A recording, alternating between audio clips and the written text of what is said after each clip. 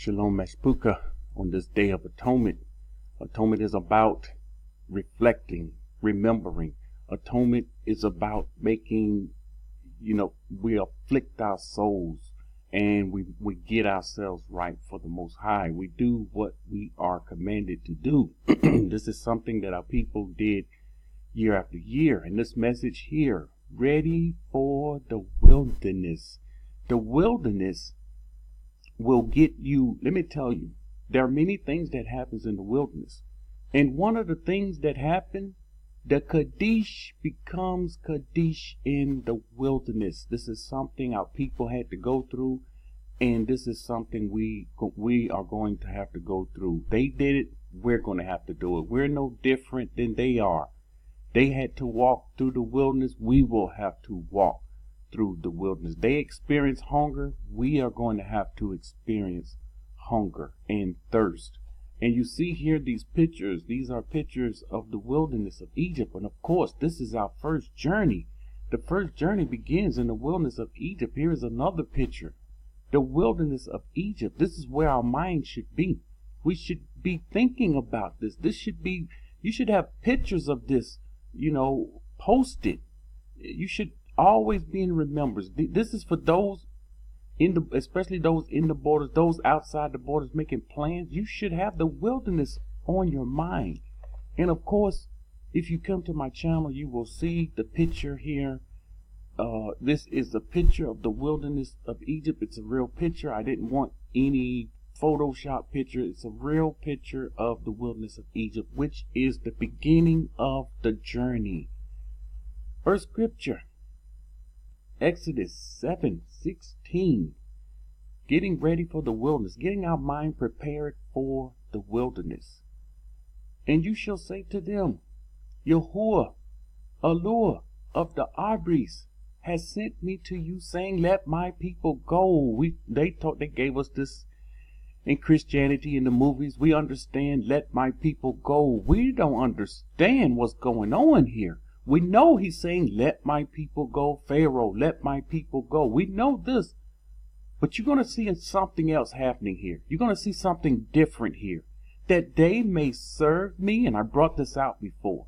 They holler, let my people go. But they don't concentrate on that they may serve me. And we serve him in the wilderness. Once again, one thing about being ready for the wilderness, you have to be ready to serve him in the wilderness. And we're going to see what it is that we have to do to serve him. But indeed, until now, you would not hear. All right, let me show you what's going on here. This is what the Most High wants you to understand. When this says, this came out the mouth of the Father, let my people go. Remember that word go? The Most High gave us go. This is a commandment. We don't understand. This is a direct commandment. Pharaoh was commanded to let his people go. People don't understand. Hopefully, some of you people are going to understand how he delivers his people. He delivers his people with a command. We don't understand. And I get comments. What about Ezekiel? Ezekiel said he was going to deliver us out. Please study the scripture. Remember, if you don't study, if you're not a diligent studier of the scripture, you're going to open up your mouth and look foolish. And I can't continue to go on answering the same questions that I've already answered in videos that I've already answered. I can't continue to answer these same questions. Here it is. Here it is. Here is how he delivers his people. You're going to see it with a command. Let my people go. This was the command, that they may serve me. So what did he command us? Go. Here's the word go. He commanded us to go. Yes. Go out the midst of her, my people. Come out of her, my people. He delivers us with a command. And only those that listen and follow his command, these are the only ones he's going to deliver. Those that keep his command, not the rebels, Not those that listen to the go out of her, they come out, then come within the borders and just rebel, go in the wilderness rebelling. No, we're going to see those people will get cut off.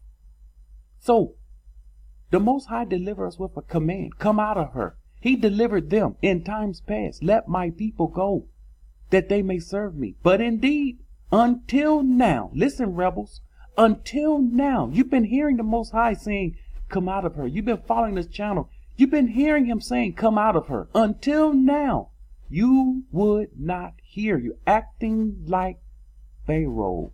You see who you're keeping company with? You see who your father, you see who your father is? Because the Most High, the scripture tells us, you are of your father. You do the works of your father. Psalms 29:8. The voice of Yahuwah shakes the wilderness. We have to understand, it's the voice of Yahuwah that shakes the wilderness. And Yahuwah shakes the wilderness of Kadesh. His voice utters, his voice roars from the wilderness. And once this happens, if you're outside the wilderness, you will not hear or experience this. Exodus 16:10. Now it came to pass, as Aaron spoke to the whole congregation of the children of Yasharal, that they looked toward the wilderness. Look, they are on their way. They're looking toward the wilderness, and behold, the splendor of Yahuwah appeared in a cloud. So the people within the borders, the people that's making preparations, the people that is getting ready for the wilderness, this is for this group. And when this people hit the edge of the wilderness, behold, you're going to look afar off, and there is the splendor of the Most High in a cloud. You don't think this will happen again? Now, for those that didn't come out, that didn't heed the command, remember, he delivers with a command. He delivers his people with a command. Deliver yourself. This is the command. Go from among her. Come out of her. Exodus 17:1. Then all the congregation of the children of Yasharal set out on their journey. This is very important. From the wilderness of Sin, according to the commandment of Yahuwah. So you see this?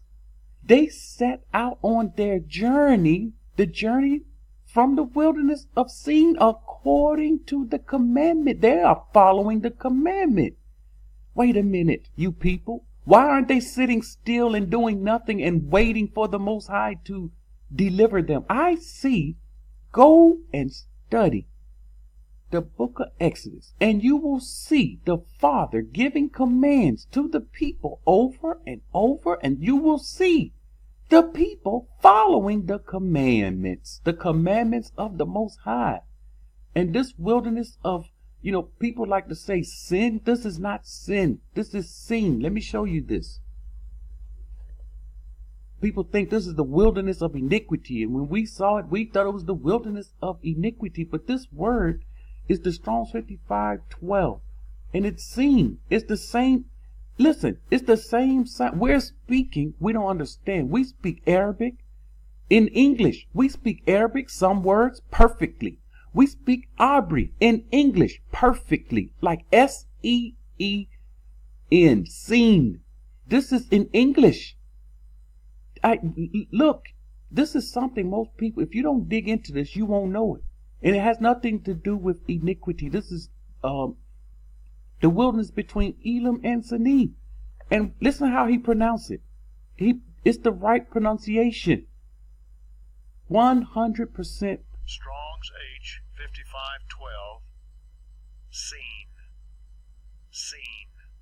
Seen. That is the right pronunciation, showing you that if you study Abri, you will know when they pronounce it correctly on Strong's and when they pronounce it incorrectly. But this is seen. We know the word seen. Okay, Baruch 4:37.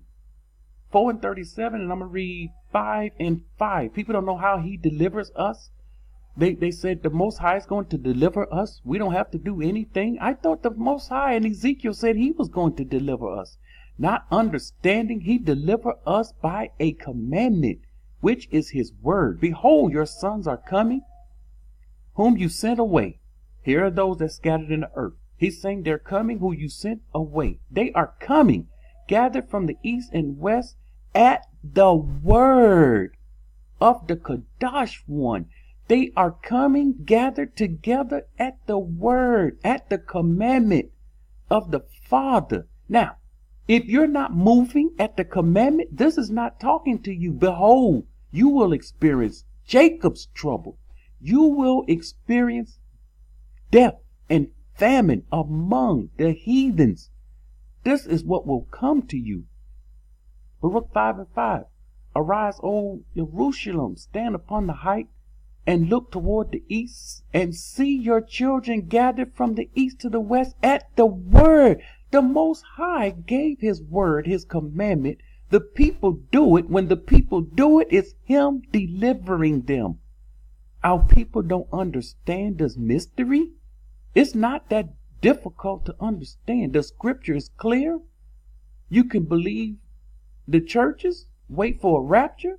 You can believe the UFOs coming to get you. You can believe all these other doctrines and not believe the word that's coming from the prophets that came from the mouth of the Father. Shame on you. This is just you're a rebel. If you can't believe this, you are a rebel. It's spelled out and it is perfectly clear. And people will fight against this. We are not to leave. He don't want us to leave, but yet you ask the same people, you ask these teachers, how did the children of Yasharal come out of Egypt? And they will have to tell you, the Most High commanded Pharaoh to let the people go. Finally, after Most High hit the place with plagues, Pharaoh let them go and they got up and walked out. They got up and walked out. Did they stay and wait on the Most High? He's already done his job. He's done his job in these lands. Listen, we was on the bottom. We stayed on the bottom. We were being consumed. He visited us. He woke us up. As Ezekiel said, the dry bones came up, stood on their feet. He gave life, breath, put a ruach in us. He told us to come from among them.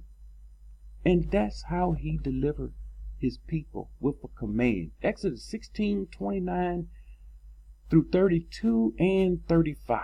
See, for Yahuwah has given you the Shabbat.